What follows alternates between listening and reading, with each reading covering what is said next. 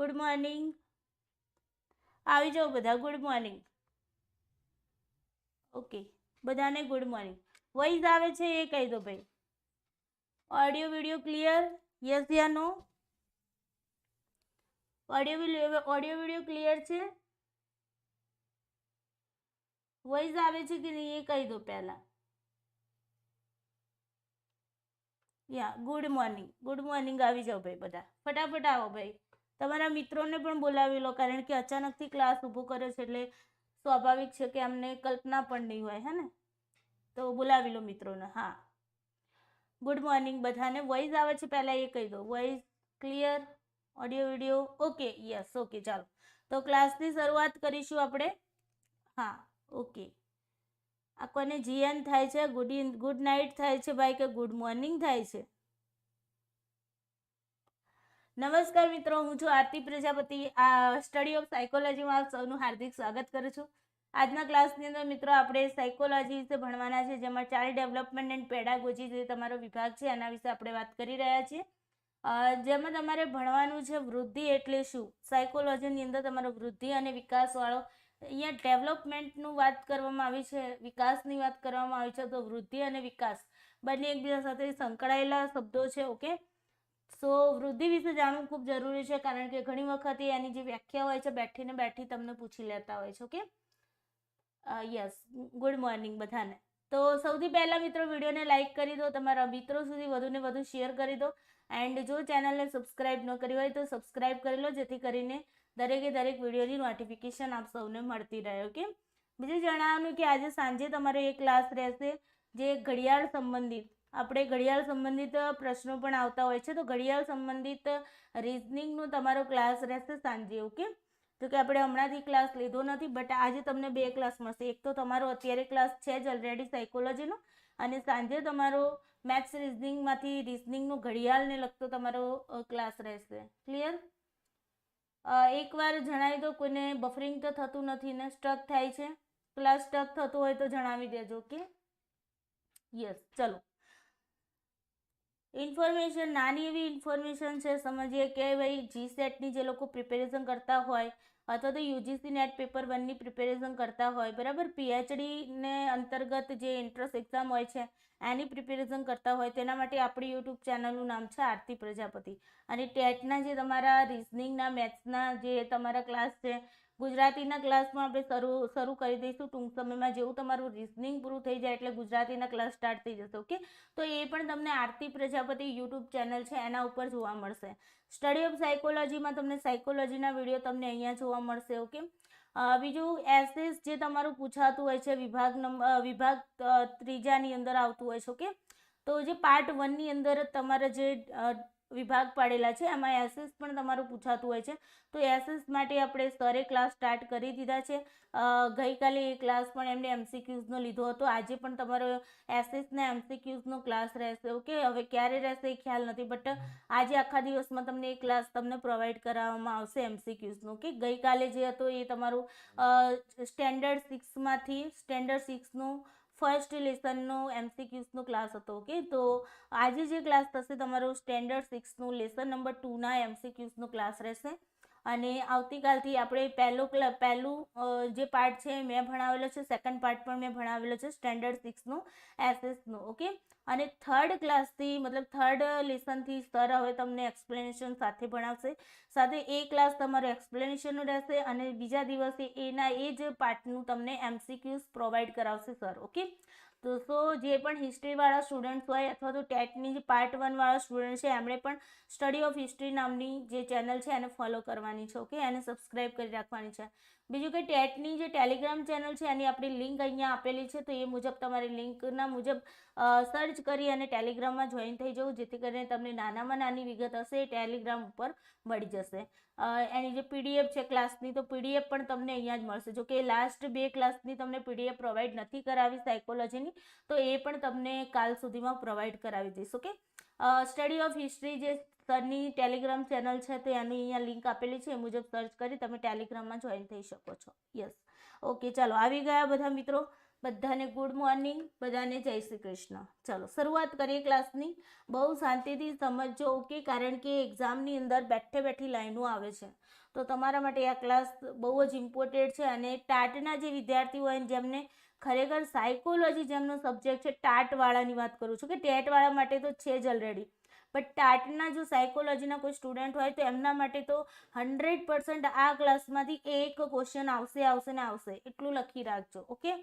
ટાટવાળા માટે ક્લિયર. બાકી બીજા બધાને પાર્ટ 1માં તો તમારું પૂછાય છે સાયકોલોજી, ક્લિયર. ચલો શરૂઆત કરીએ. માનવ વિકાસ.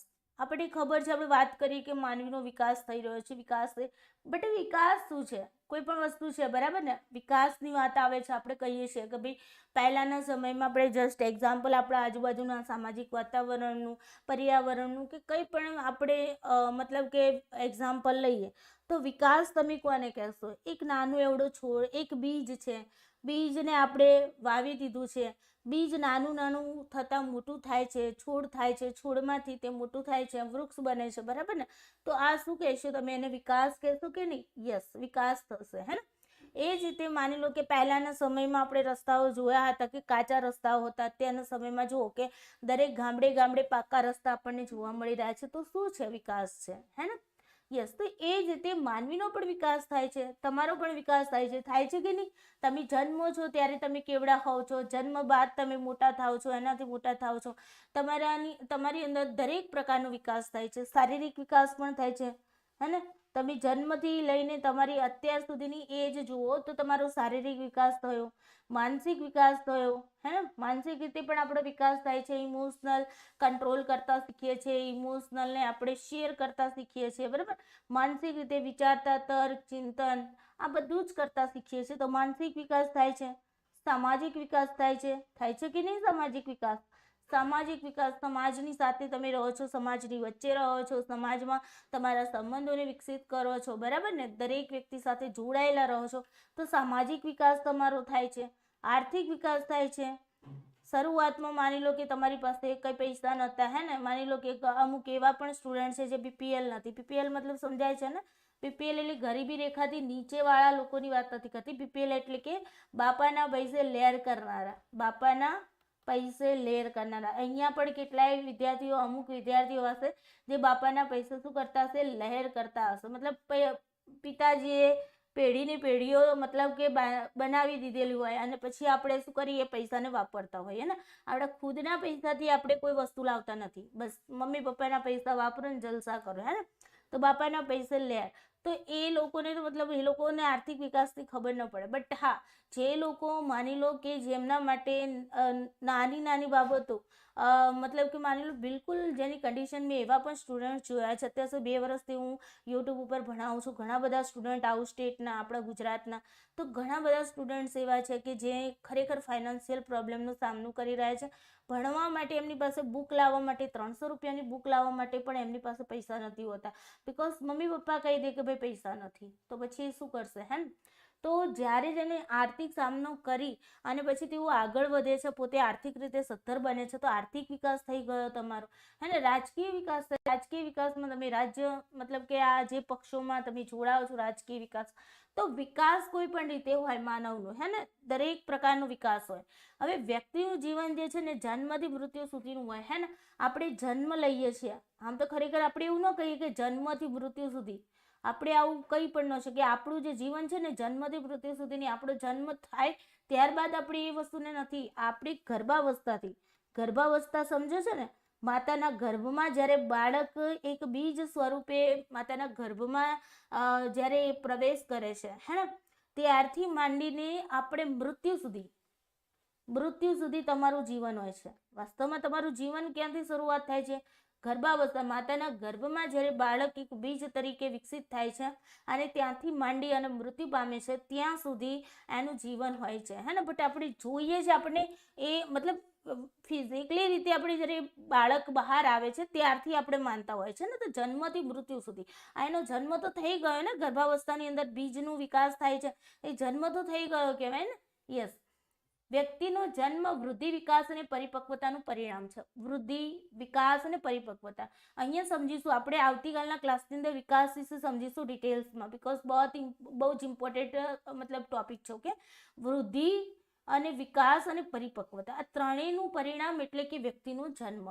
વૃદ્ધિ થવી મતલબ કે વૃદ્ધિ કેવી હોય કે ભાઈ તમારી શારીરિક રીતે જે વૃદ્ધિ થતી હોય, જેને તમે માપી શકતા હોય, ક્વોન્ટિટી હે ને, જેને તમે માપી શકતા હોય, જેમ કે તમારી હાઇટ છે, તમારું વેઇટ છે, તમારા મગજનું વેઇટ છે, બરાબર ને.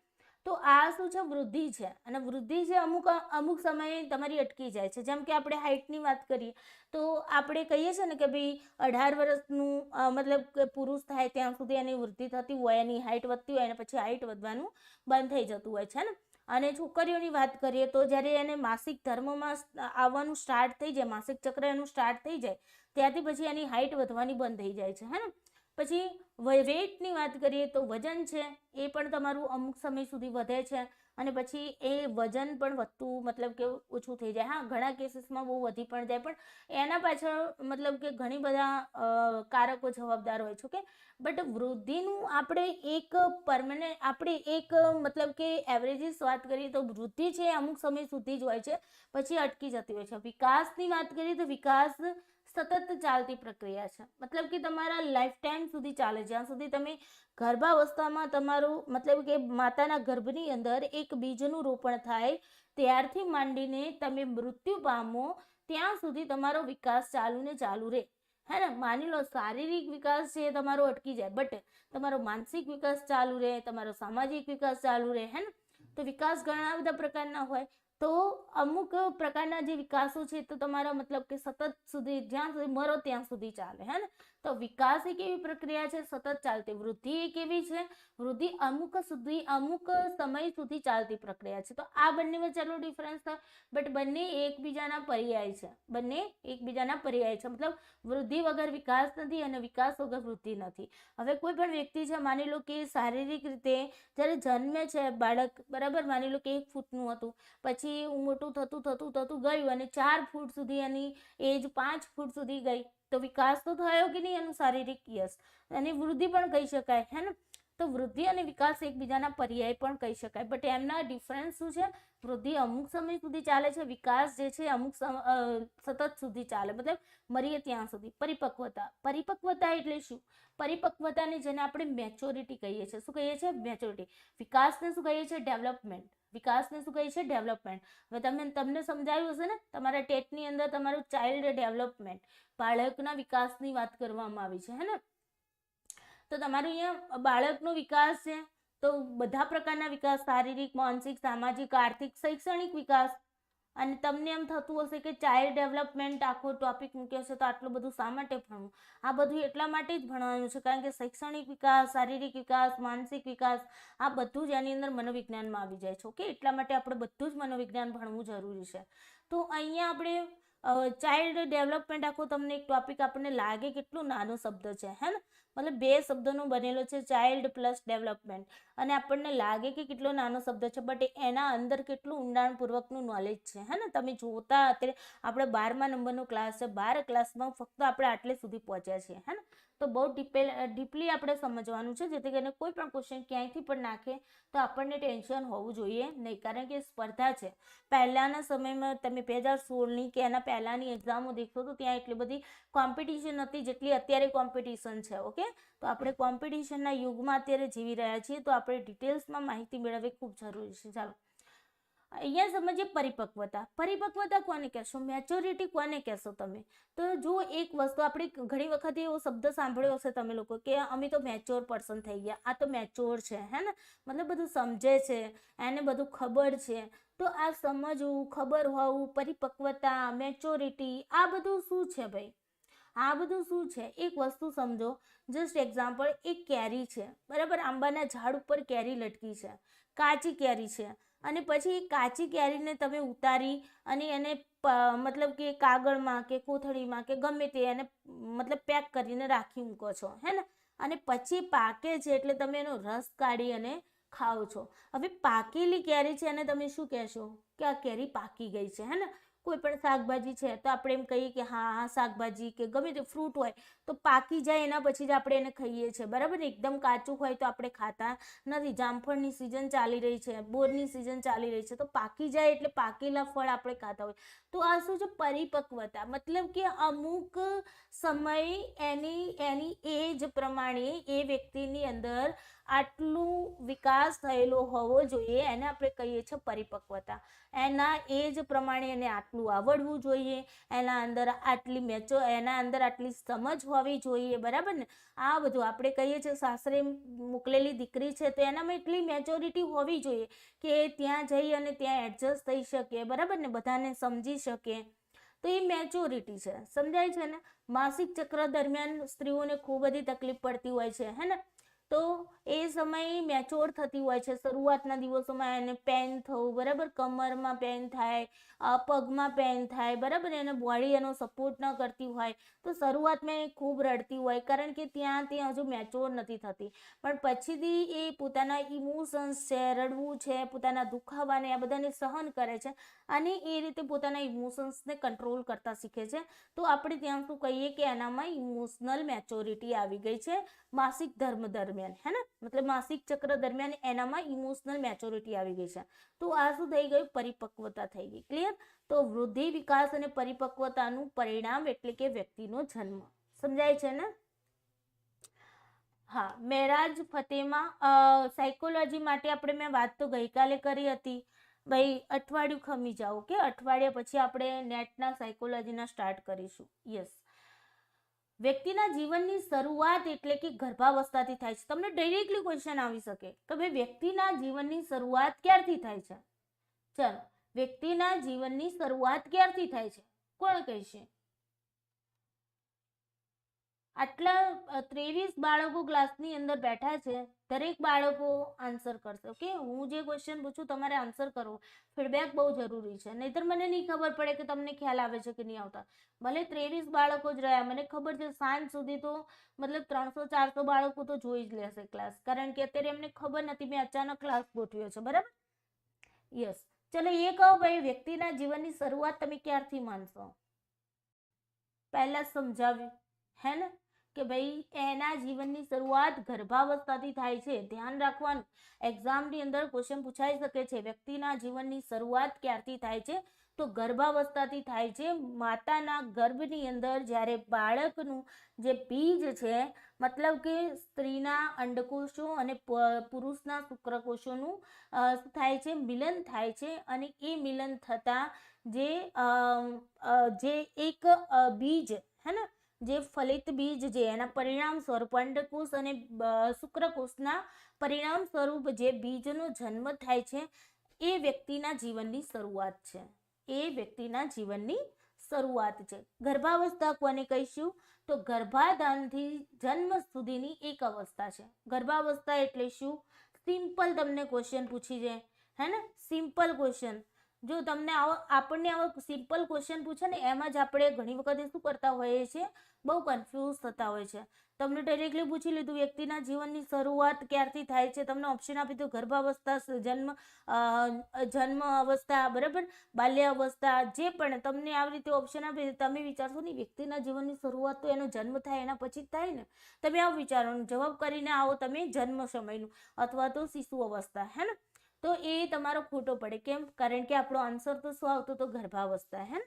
યસ. તો આપણે આ વસ્તુ ધ્યાન રાખીશું. ગર્ભાવસ્થા એટલે ગર્ભાધાનની જે પ્રક્રિયા થાય છે, સ્ત્રીનું અંડકોષ અને પુરુષના શુક્રકોષનું જ્યાં મિલન થાય છે, અને મિલન થતા જે બીજનું નિરૂપણ થાય છે, બીજનું એક શું કહેવાય છે, અસ્તિત્વ ઊભું થાય છે.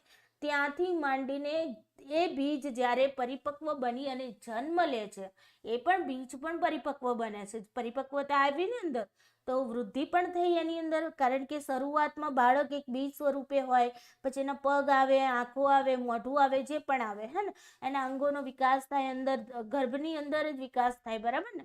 અને પછી એ જન્મ લે છે. તો વિકાસ થયો કે નહીં? એને વૃદ્ધિ પણ થઈ, વિકાસ પણ થયો, હે ને. અને પછી એ જન્મ લે છે બાળક. ઓકે, તો જન્મ સુધીની, ગર્ભાધાનથી લઈને જન્મ સુધીની જે એક અવસ્થા છે, એને આપણે કહીએ છીએ ગર્ભાવસ્થા. ક્લિયર? યા,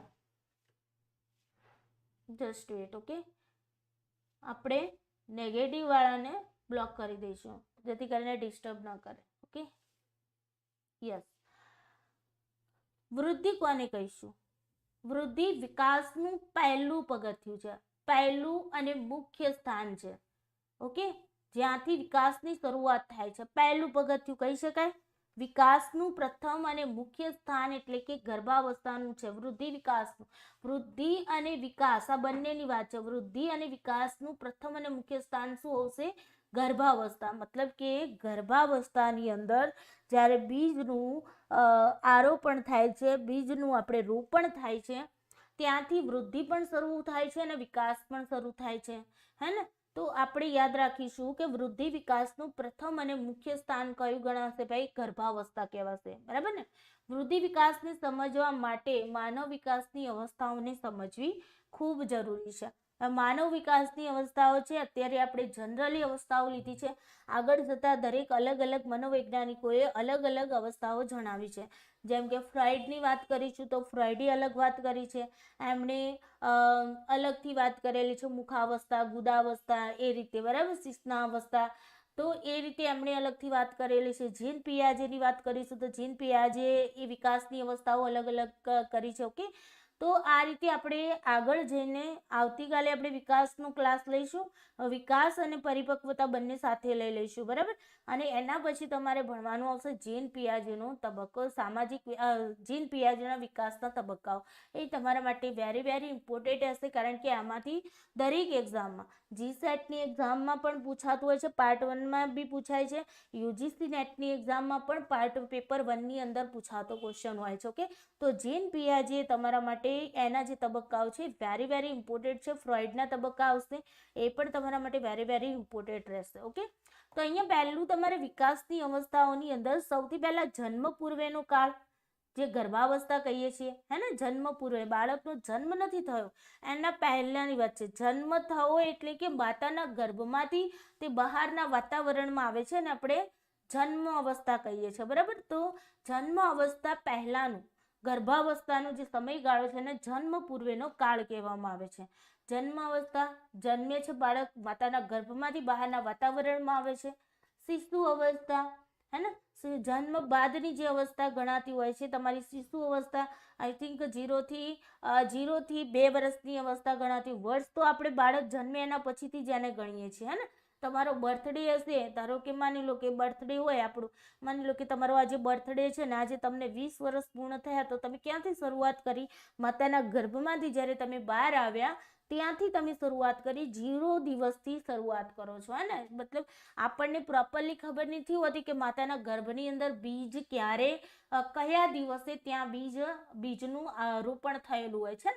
એટલા માટે આપણે શું કરીએ છીએ? બાળક માતાના ગર્ભમાંથી જ્યારે બહાર આવે છે આનો જન્મ ત્યાંથી માનીએ છીએ, હે ને? પછી શિશુ અવસ્થા, જન્મ પછીની જે તમારી 2 વર્ષની અવસ્થા છે, એના પછી બાલ્યાવસ્થા આવશે.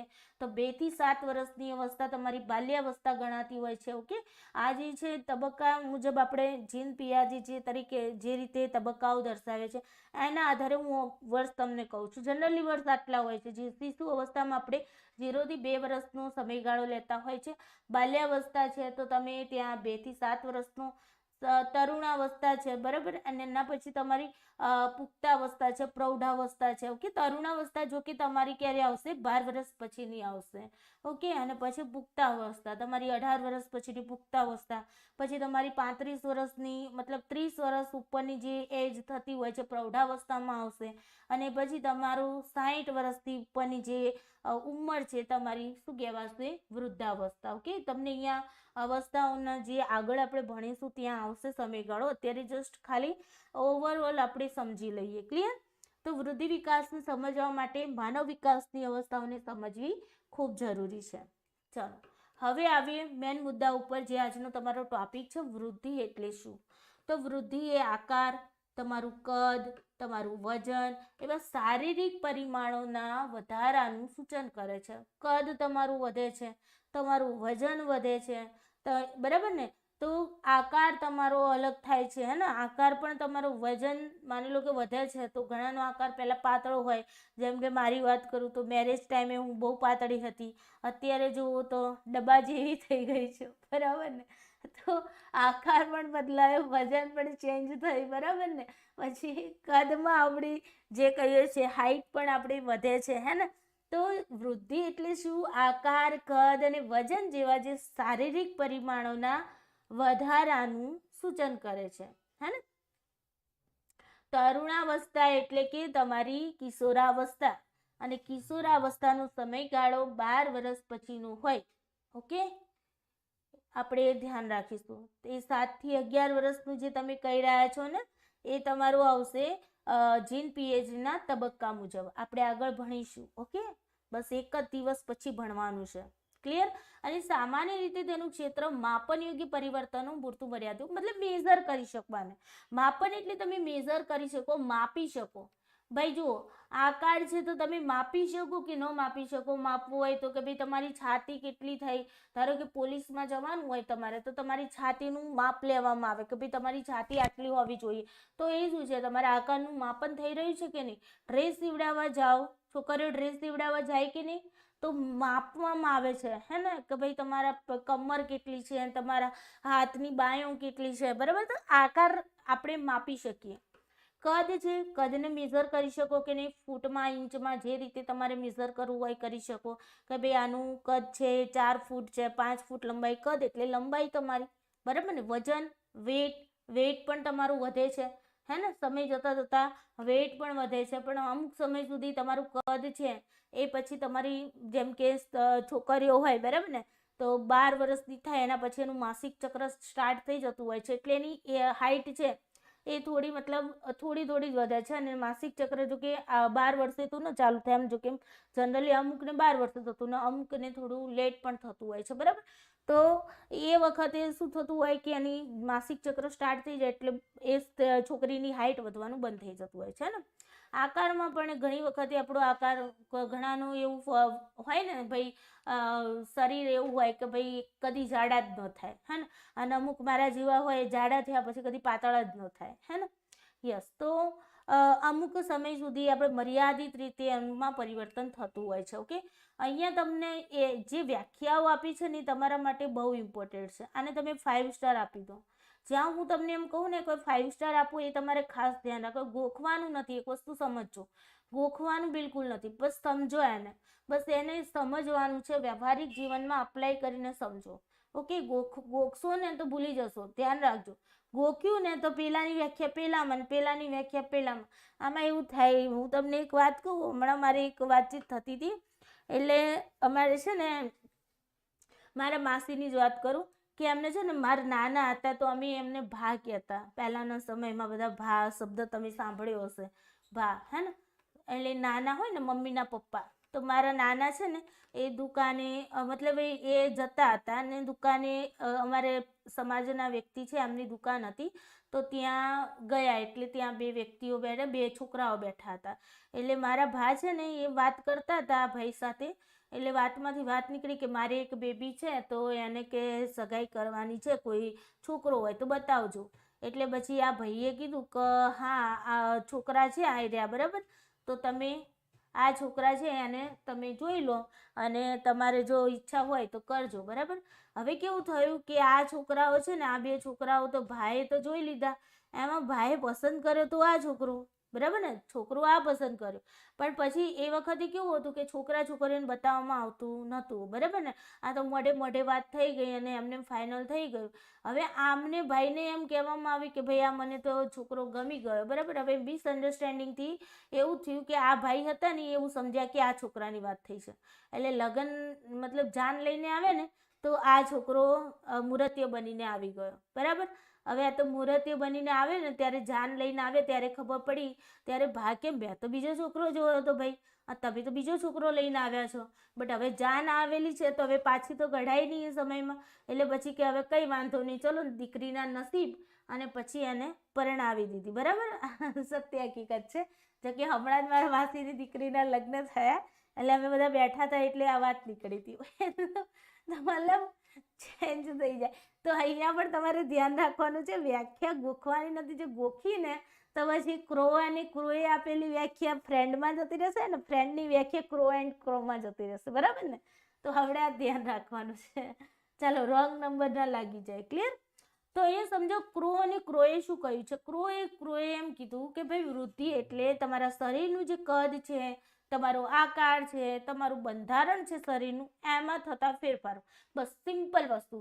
તમારું કદ છે, તમારો આકાર છે, તમારું બંધારણ છે શરીરનું, એમાં જે ફેરફારો થાય છે એને આપણે શું કહીશું? વૃદ્ધિ. સિમ્પલ વેમાં યાદ રહી ગઈ. ક્રો અને ક્રોએ શું કહ્યું? શબ્દો ખાલી યાદ રાખો. કદ, શારીરિક કદ, આકાર અને બંધારણમાં થતા ફેરફારો એટલે તમારી વૃદ્ધિ. ક્લિયર? ચાલો, એના પછી છે ફ્રેન્ડ. ફ્રેન્ડ મતલબ મિત્રની વાત નથી ભાઈ. ફ્રેન્ડ નામના એક મનોવૈજ્ઞાનિક છે, એમણે વ્યાખ્યા આપી છે કે વૃદ્ધિને શારીરિક પરિવર્તનોમાં જોઈ શકાય છે. તેથી વૃદ્ધિ એટલે કોષીય ગુણાકાર. આ વસ્તુ તમારે યાદ રાખવાનું છે. શું યાદ રાખવાનું છે? વૃદ્ધિ એટલે કોષીય ગુણાકાર. આવું તમને સિમ્પલી તમને પૂછાય છે. ઓકે, એક્ઝામની અંદર ટાટની એક્ઝામમાં મેં 2 વખત એક્ઝામ આપી, એક વખત આપી ટાટની એક્ઝામ, અને મારી એક્ઝામમાં આ બેઠો ને બેઠો ક્વેશ્ચન કે કોષીય ગુણાકાર એટલે વૃદ્ધિ એટલે શું, અને ઓપ્શન આપી દીધો હતો કોષીય ગુણાકારને એ રીતે ઓપ્શન આપી દીધો હતો. અને આપણે તે વખતે બરાબર તૈયારી, તમારી જેમ તૈયારી કર્યા વગર એમને જ એક્ઝામ આપવા ખાતર આપવા ગયા હતા, કારણ કે સરકારી નોકરી હતી. આપણે શું એવું વહી જવાનું હતું, હે ને? કદાચ નપાસ થતું તો એ કંઈ એવી ફિલિંગ પણ નહીં આવે કે નપાસ થયા, હે ને? તો નોકરી લઈને બેઠા હતા એટલે આપવા ખાતર આપવા ગયા હતા. પછી ખબર પડી કે આ કોષીય ગુણાકાર એટલે શું, હે ને? સમજાય છે ને? તમારા અંદર જે શરીરની અંદર જે કોષ છે એની અંદર એ તમામ કોષોની અંદર જે પરિવર્તન થાય છે એ બધાનું ગુણાકાર કરો એટલે તમને વૃદ્ધિ જોવા મળે. બરાબર ને? તો વૃદ્ધિને આપણે શારીરિક પરિવર્તનોમાં જોઈ શકીએ છીએ. તેથી વૃદ્ધિ એટલે આપણે એને શું કહી શકીએ? કોષીય ગુણાકાર. શું કહી શકાય? કોષીય ગુણાકાર. ક્લિયર? તો આઈ હોપ તમને યાદ રહી ગયું. ક્રો એન્ડ ક્રોને ડાયરેક્ટલી યાદ રાખી લો. શારીરિક કદ, આકાર અને બંધારણમાં થતું પરિવર્તન અથવા તો ફેરફારો શબ્દ જેવી વ્યાખ્યા છે એવું જ પૂછાશે. ઓકે, એમાં કોઈ ચેન્જીસ કરવામાં નહીં આવે. અને ફ્રેન્ડે શું કીધું છે ભાઈ? ફ્રેન્ડે વળી થોડી એમ કહી દીધું કોષીય ગુણાકાર. વૃદ્ધિ એટલે કોષીય ગુણાકાર, સિમ્પલ વેમાં. ક્લિયર? હવે આ વસ્તુ છે તમારા, આ લાઈન તમારા માટે ઇમ્પોર્ટન્ટ છે. ઓકે, આ પણ ક્વેશ્ચન ટાટની એક્ઝામમાં પૂછાયેલો હતો. એલિઝાબેથ હરલોક, નામ યાદ રાખજો, એલિઝાબેથ હરલોક. ઓકે, ડાયરેક્ટલી ક્વેશ્ચન તમને સ્ટેટમેન્ટ આપી દે છે અને સ્ટેટમેન્ટ બેઝ તમને ક્વેશ્ચન પૂછી લેતો હોય છે. બરાબર? કે આ કોણે કહ્યું હતું એ રીતે. તો એલિઝાબેથ હરલોકે શું કહ્યું કે બાળકના જન્મથી તે પુખ્તતા પ્રાપ્ત કરે ત્યાં સુધી, પુખ્તાવસ્થામાં આવે ને ત્યાં સુધી માથામાં તેનો કેટલો વધારો થશે? તમારું જે માથું છે, તમારો જન્મ થયો ત્યારથી માંડી તમે પુખ્ત થયા, બરાબર ને, ત્યાં સુધી તમારા માથામાં કેટલો વધારો થશે? 2 ગણો. સમજાય છે ને? તમારું માથું આવડું હશે જન્મ્યા ત્યારે, તો તમે પુખ્ત અવસ્થામાં આવશો તો તમારું માથું આવડું થઈ જશે. મતલબ કેટલો? 2 ગુણ્યા. બરાબર ને? મતલબ 2 ગુણા તમારો, 2 ગણો તમારા માથાની અંદર શું થાય છે? વધારો થાય છે. છાતીમાં કેટલો થશે? 2.5 ગણો. પહેલું માથું આવ્યું, હે ને? પહેલું શું આવ્યું? માથું આવ્યું. જો હું તમને અહીંયા સમજાવું છું જેથી તમને યાદ રહે. પહેલું શું આવે? કોઈ પણ વ્યક્તિ છે એનું માથું, હે ને? માથામાં કેટલું? 2 ગણો. એના પછી તમારી છાતી આવી. ચિત્ર દ્વારા સમજો. બરાબર? છાતી આવી. છાતીમાં કેટલો થઈ ગયો ભાઈ? આ છાતીનો ભાગ છે ને, છાતી. તો છાતીની અંદર કેટલો થઈ ગયો? 2.5 ગણો. 2.5 ગણો. કેટલો થઈ ગયો? 2.5 ગણો. અડધો વધ્યો, હે ને? અડધો વધ્યો. 2.5 ગણો. પછી એટલે 0.5 વધ્યા. 2 છે ને 2.5 થયા એટલે 0.5 વધ્યા. બરાબર? એના પછી ધડની વાત કરે છે. ધડ એટલે આખું ધડ થઈ ગયું તમારું, આવ્યું આખું. ધડમાં કેટલો થશે? 3 ગણો. વળી 0.5 વધ્યો, 3 ગણો થયો, હે ને? પહેલા 2 હતો, પછી 2.5 થયો, પછી 3 થયો. પહેલું માથું આવ્યું, પછી છાતી આવી, પછી તમારું ધડ આવ્યું. એના પછી હાથની વાત કરીએ. હાથ તો બનાવવા પડશે ને ભાઈ? હા. તો હાથમાં કેટલો થશે? 4 ગણો. કેટલો થશે? 4 ગણો. હવે હાથ છે થોડા લાંબા થઈ ગયા એટલે 1 આખો વધી ગયો, હે ને? 3 માંથી 4 થઈ ગયો. પગની અંદર વાત કરીએ. પગ વધારે લાંબા હોય, હે ને? હાથ કરતા પગ લાંબા હોય તો પગમાં પથી 5. પથી 5 ગણો. સમજાય છે ને? હા. જો પહેલું માથું આવ્યું. માથામાં કેટલો થયો? માથામાં 2 ગણો. પછી તમારું છાતી આવી, તમે સિક્વન્સમાં યાદ રાખો એટલે તમે ભૂલી ન જાઓ. છાતીમાં 2.5 ગણો થઈ ગયો, 0.5 વધ્યા 2.5 ગણો. ધડ આવ્યું, ધડની અંદર 3 ગણો, 0.5 વધ્યા, બરાબર, 3 ગણો. પછી તમારું શું આવશે? હાથ આવ્યા તો હાથના કેટલા થશે? 4 ગણા, બરાબર. અને પગ સૌથી લાંબા હોય તો પગથી 5 ગણા.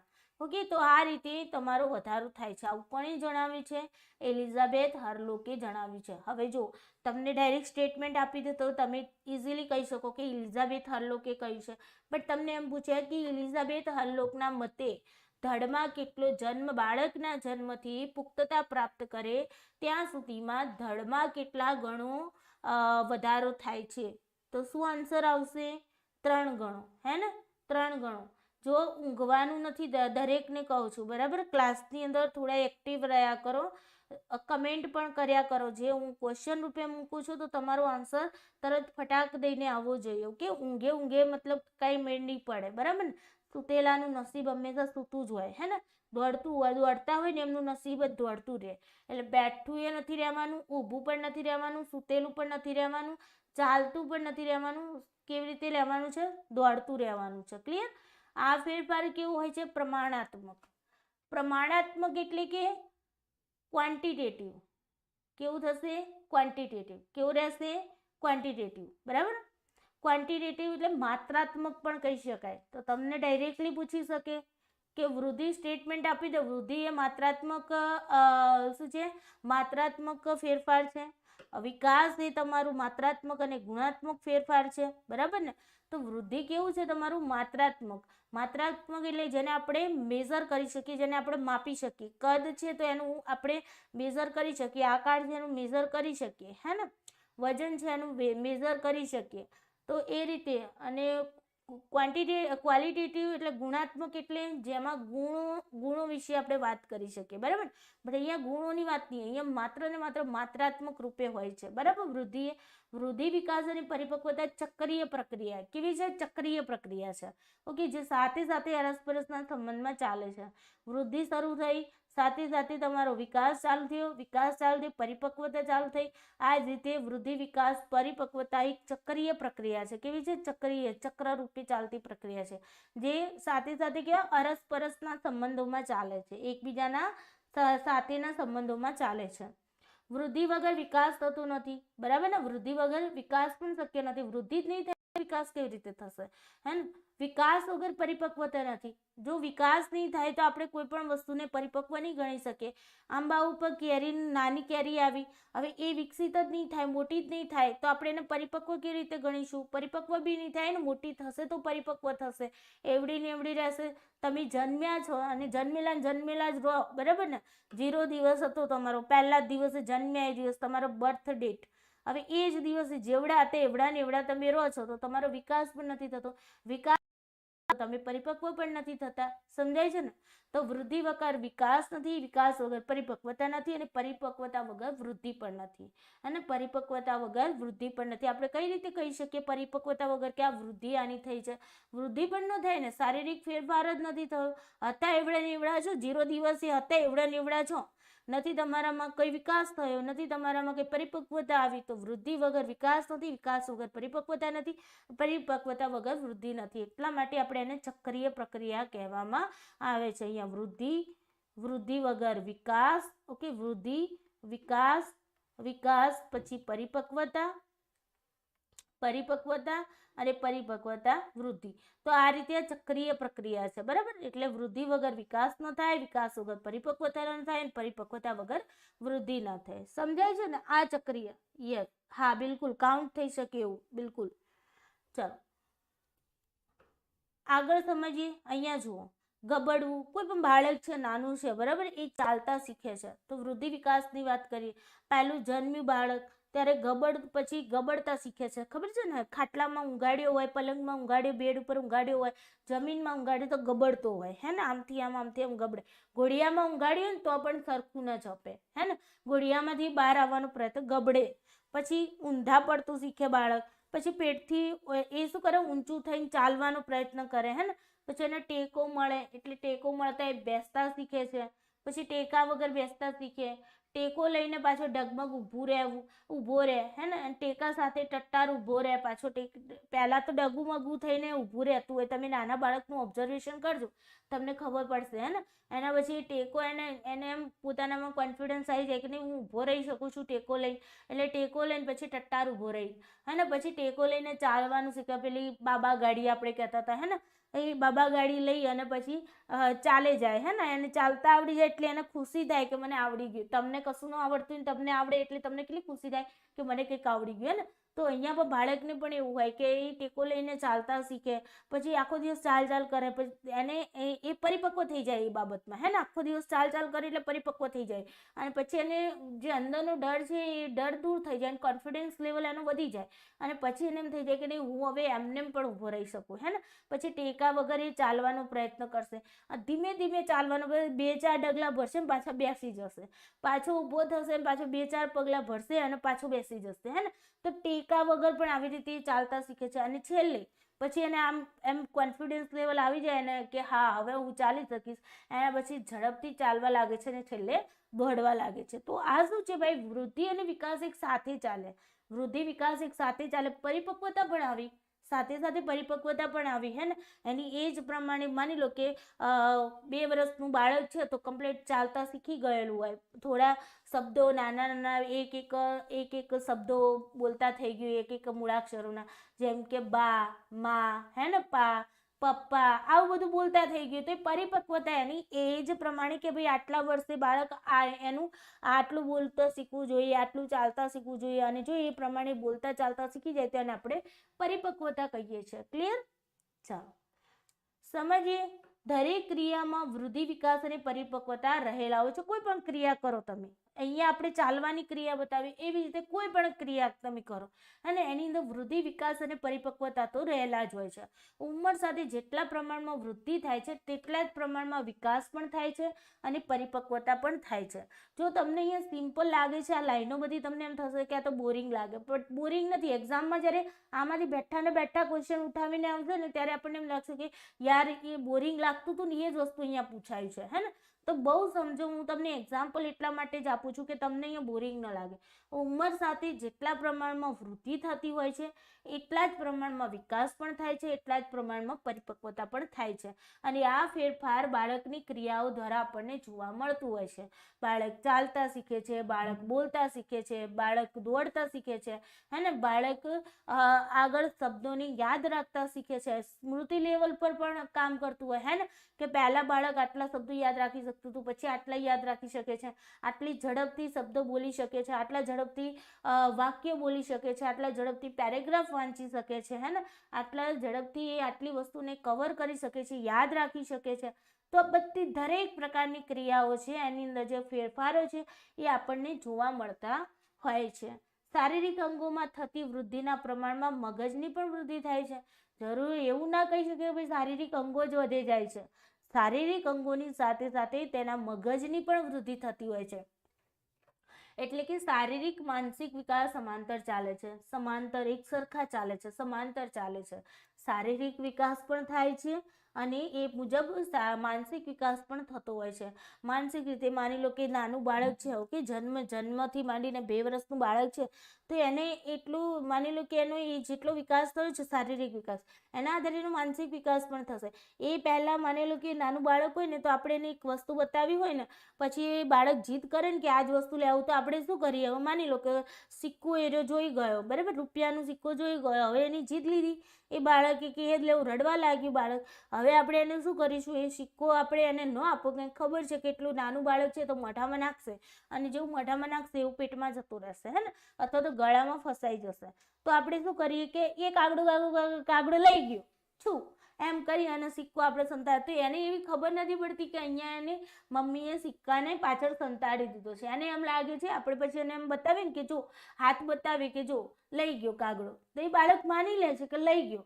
બટ તમે 3 વર્ષનું ને 4 વર્ષનું બાળક હશે ને, તમે એની જોડે આ પ્રોસેસ કરશો ને, તો એ બાળકને ખબર છે કે નહીં, આ તો સિક્કો સંતાડી દીધો છે. તો તમે જ્યાં સંતાડ્યો છે ને ત્યાં ગોતવા આવશે એ વ્યક્તિ, હે ને. તો એ શું થયું, એની માનસિક વિકાસ થયો. શું થયું, એની વિચારવાની શક્તિ વધી. પહેલા એનામાં વિચારવાની શક્તિ નથી કે ભાઈ આ કાગડો ખરેખર લઈ ગયો છે કે નથી લઈ ગયો, હે ને. સંતાડી દીધું એટલે એણે માની લીધું કાગડો લઈ ગયો. બટ પછી જ્યારે એનો શારીરિક વિકાસ થાય છે, એની સાથે સાથે એનો માનસિક વિકાસ થાય છે, ત્યારે એને ખબર પડે છે કે નહીં, કાગડો તો આવ્યો જ નતો, ક્યાંથી લઈ જાય. આ તો મમ્મી ઉલ્લુ બનાવે છે, પપ્પા ઉલ્લુ બનાવે છે. પછી એ શોધવા નીકળે છે વસ્તુને, બરાબર ને. તો મગજની પણ વૃદ્ધિ થાય છે અને શારીરિક અને માનસિક વિકાસ કેવો ચાલે છે, સમાંતર ચાલે છે. તો તમને ડાયરેક્ટલી આવું પણ પૂછી શકે કે ભાઈ શારીરિક અને માનસિક વિકાસ સમાંતર ચાલતો હોય છે, તો સાચી વાત છે કે ખોટી વાત છે. તો તમારે અહીંયા ટ્રુ ફોલ્સનો આન્સર કરવાનો હોય. તો શારીરિક અને માનસિક વિકાસ કેવો ચાલે છે, સમાંતર ચાલે છે, સાચી વાત છે, તો આપણે એને ટ્રુ કહી દઈશું. ક્લિયર. તો તમને આ રીતે પણ ક્વેશ્ચન પૂછાતા હોય. વૃદ્ધિ એ શારીરિક વિકાસનો કેવો છે, પર્યાય છે. પર્યાય એટલે સમાન અર્થ છે કે ભાઈ શારીરિક વિકાસ જે થાય છે એને જ આપણે વૃદ્ધિ કહી શકીએ. ઓકે, આપણે એવું ન કહી શકીએ વિકાસ એ જ વૃદ્ધિ છે, બટ શારીરિક વિકાસનો પર્યાય છે વૃદ્ધિ કહી શકાય. કારણ કે વિકાસ તો ઘણા બધા પ્રકારના હોય, હે ને. બટ અહીંયા શારીરિક વિકાસની જ્યારે વાત આવે છે તો આપણે એને વૃદ્ધિ સાથે સાંકળી શકીએ છીએ. ગર્ભાવસ્થાથી જ વૃદ્ધિની પ્રક્રિયા શરૂ થઈ જાય છે. આપણે વાત કરી કે વૃદ્ધિ અને વિકાસની શરૂઆત ક્યાંથી થઈ જશે, ગર્ભાવસ્થાથી થઈ જશે, બરાબર ને. વૃદ્ધિ આ જીવન ચાલતી પ્રક્રિયા નથી. અહીંયા મેં કહ્યું હતું આગળ તમને કે અમુક સમય સુધી વૃદ્ધિ ચાલે છે અને પછી તેનો અટકાવ થઈ જાય, મતલબ એ અટકી જાય છે. અને વિકાસ જે છે એ સતત ચાલતો રહે છે, બરાબર ને.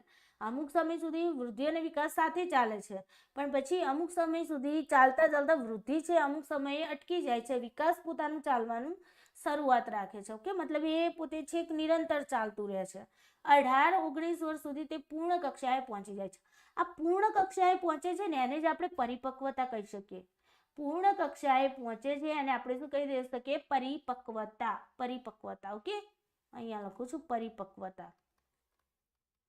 સમજાય છે ને. પૂર્ણ કક્ષાએ કોઈ પણ વસ્તુ તમે તમારી એજ પ્રમાણે કહ્યું હોય કે ભાઈ 2 વર્ષનું બાળક છે, એની અંદર આવા લક્ષણો હોવા જોઈએ. તો જો એ લક્ષણો એને 2 વર્ષ સુધીમાં એની અંદર એ લક્ષણો ડેવલપ થઈ જાય તો આપણે એને કહીએ કે આ એની પરિપક્વતાની કક્ષા છે, પૂર્ણ કક્ષા છે. સમજે છે ને. તો અહીંયા 18 થી 19 વર્ષ સુધી તે જે વૃદ્ધિ છે એ કેવી હોય છે, પરિપક્વતા સુધી પહોંચી જતી હોય છે. આપણે કહીએ છીએ ને 16 સ્થાન ને 20 ભાન. 16 સ્થાન ને 20 ભાન. સ્થાન એટલે બુદ્ધિની વાત છે કે 16 આપણે બુદ્ધિ આવી જાય અને 20 આપણને ભાન આવી જાય, કારણ કે ઠોકરો ખાઈ લઈએ ત્યાં સુધી, બરાબર ને. એટલે આપણને ભાન થઈ જાય. તો આ જે કહેવત છે ને એ પણ એ જ વસ્તુ બતાવે છે કે વૃદ્ધિ જે છે અમુક કક્ષાએ જઈ અને પૂર્ણ કક્ષાએ પહોંચી જાય છે એની, અને પછી એને આપણે પરિપક્વતા કહી શકીએ છીએ. ક્લિયર? યસ. વૃદ્ધિને અવયવી ફેરફારોમાં જોઈ શકાય છે.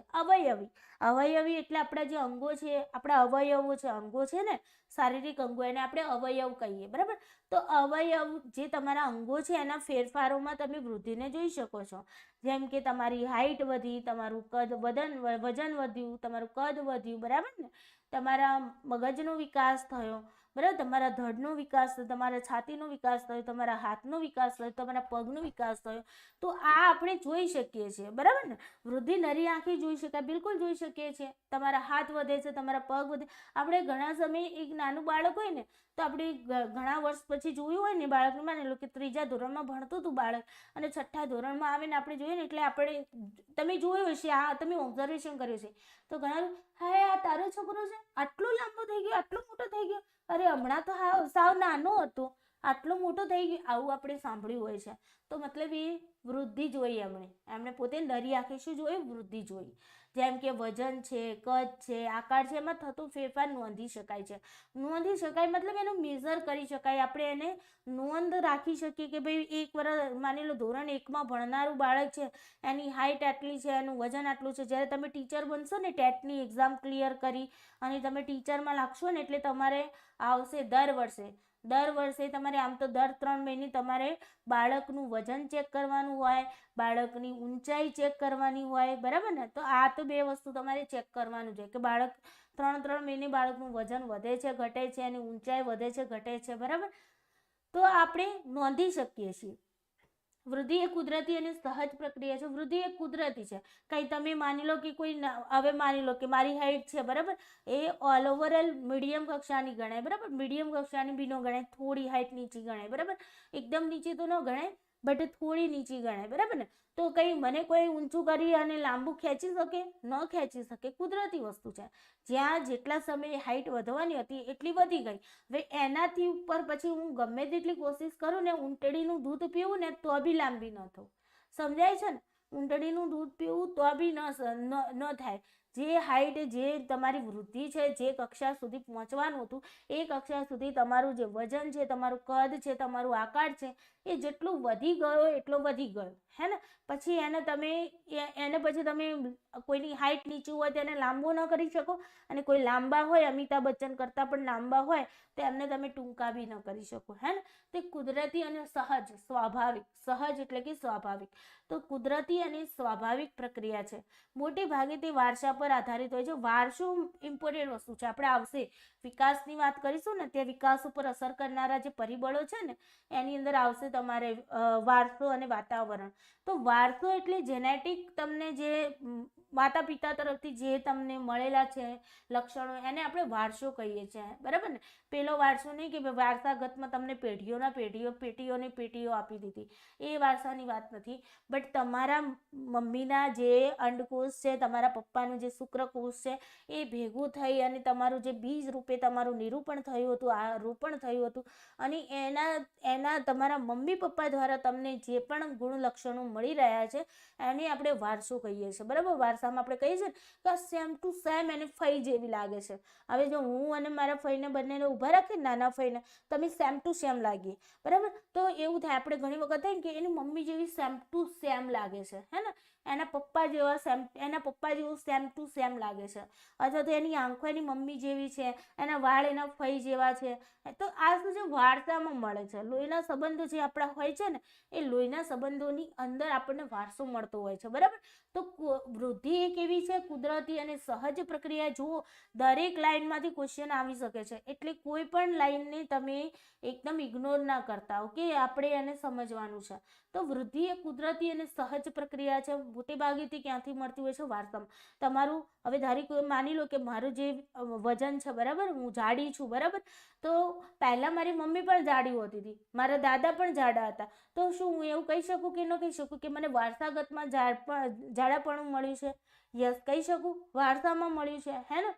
હવે માની લો કે કોઈ એવું વ્યક્તિ છે, માની લો કે કોઈના વાળ પણ વારસામાં મળતા હોય, આંખો પણ મળતી હોય બરાબર, નાક પણ મળતું હોય. ઘણા તમે જોયું હશે ચીનના લોકો હોય ને, તમને ચીનના લોકો હોય ને એમનું નાક ચપટું હોય, મતલબ આમ બેઠેલું હોય, ચપટું બરાબર, જાણે કે કોઈએ ધોકો મારી દીધો હોય અને અંદર જતું રહ્યું હોય ને એવું હોય. અને એની આંખો કેટલી નાની નાની ઝીણી ઝીણી હોય. તે લોકોને વારસાગતમાં મળ્યું છે હે. તો વૃદ્ધિ એ તમારી કેવી છે? તમને વારસા ઉપર આધારિત હોય છે વૃદ્ધિનું માપન કરવું સરળ બને છે. આપણે વૃદ્ધિને માપી શકીએ છીએ. ઓકે, વૃદ્ધિ એ વિકાસનો જ એક ભાગ ગણી શકાય. વૃદ્ધિ એ કેવો છે? વિકાસ. કારણ કે વિકાસ એક મોટું બ્રોડ એરિયા છે. વૃદ્ધિ એની અંદર આવનારો એક નાનો એરિયા છે. કારણ કે વૃદ્ધિ અમુક સમય સુધી ચાલે છે, પછી અટકી જાય છે, બટ વિકાસ તો સતત ચાલે છે અને નિરંતર ચાલતી પ્રક્રિયા છે. તો વિકાસનો એક ભાગ આપણે વૃદ્ધિને માની શકીએ. માની લો કે આ વિકાસ છે બરાબર, આ વિકાસ છે, નિરંતર ચાલે છે. અહીંયા તમારું ગર્ભાવસ્થા આવી હે ને, ગર્ભાવસ્થાથી લઈને તમારા મૃત્યુ સુધી ચાલે છે વિકાસ. હવે તમારા ગર્ભાવસ્થાથી લઈને માની લો કે તમારે આ એજ છે 18 થી 19 વર્ષ સુધીનું, અને આટલા સમયગાળામાં તમારા વૃદ્ધિ અને વિકાસ બંને સાથે ચાલશે. વૃદ્ધિ અને વિકાસ કેવું હશે? સાથે ચાલશે. વૃદ્ધિ વિકાસ સાથે ચાલશે. અહીંયા છે તમારી વૃદ્ધિ અટકી જાય છે અને વિકાસ જે છે તમારો નિરંતર ચાલતું રહે છે. સમજાય છે? તો વિકાસનો એક ભાગ થઈ ગયો વૃદ્ધિ. બિલકુલ આ રીતે તમે ઇમેજ દ્વારા સમજશો તો વધારે યાદ રહેશો. કે બાકી ગોખતા ને મહેરબાની કરી, જો ગોખ્યું ને તો સમજી લો કે ગયા તમે. ઓકે, તો આઈ હોપ તમને વૃદ્ધિ વિશે ખ્યાલ આવી ગયો છે. વૃદ્ધિ શું છે? આવતીકાલના ક્લાસની અંદર આપણે વિકાસ વિશે ભણીશું કે વિકાસ શું છે બરાબર ને. વિકાસ શું છે, એની પ્રોસેસ કઈ રીતે હોય છે, અને એના પછી આપણે જે વિકાસના તબક્કાઓ વિશે જે મનોવૈજ્ઞાનિકોએ તબક્કા આપ્યા છે એના વિશે આપણે વાતચીત કરીશું. ઓકે, તો આઈ હોપ તમને આજનો ક્લાસ સારો લાગ્યો છે, ઘણું બધું જાણવા મળ્યું છે. તો વિડીયોને લાઇક કરી દેજો, તમારા મિત્રો સુધી શેર કરવાનું ભૂલતા નહીં, એન્ડ ચેનલને સબસ્ક્રાઇબ કરી રાખવાનું પણ ભૂલતા નહીં. ઓકે, સાંજે તમારો ક્લાસ ઘડિયાળનો છે, રિઝનિંગનો પાર્ટ છે તમારો. ઓકે, ઘડિયાળ રિલેટેડ ક્વેશ્ચન પણ આવતા હોય છે. અને એ ક્લાસ તમને ક્યાં જોવા મળશે? આરતી પ્રજાપતિ યુટ્યુબ ચેનલ પર. ક્યાં જોવા મળશે? આરતી પ્રજાપતિ યુટ્યુબ ચેનલ ઉપર.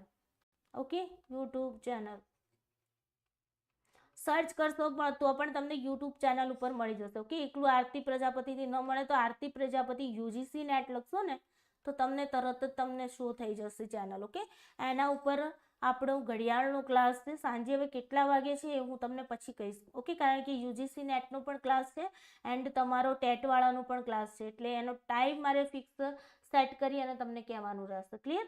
તો ચાલો મિત્રો, આજના માટે આટલું. Thank you so much. જય શ્રી કૃષ્ણ.